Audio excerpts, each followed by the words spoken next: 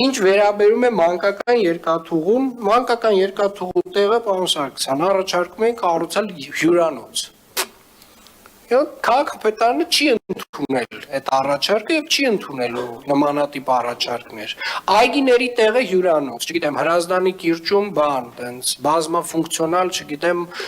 բիզնես կենտրոն։ Նմանատիպ առաջարկները Երևանի քաղաքապետարանի համար ընդունելի չեն եւ Երևանի քաղաքապետարանը շատ կոշտ քաղաքականություն է այս մասով վարում եւ Երևանի քաղաքապետարանը կդնի երկփուլ մրցույթի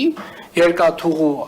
մանկական երկաթուղու այդ հատվածը։ Երբ որ կստանանք լավ նախագիծ, պարոն Սարգսյան ջան, ձեզ կտեղեկացնենք, դուք եք իմանաք, որ կա երկաթուղու, մանկական երկաթուղու վերակառուցման ծրագիր։ Սա այդ մասով։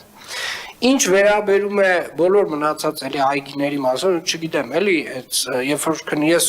ուրախ եմ, որ որոշակի ուշադրություն կա այդ առումով, բայց հարգելի գործընկերներ, ասենք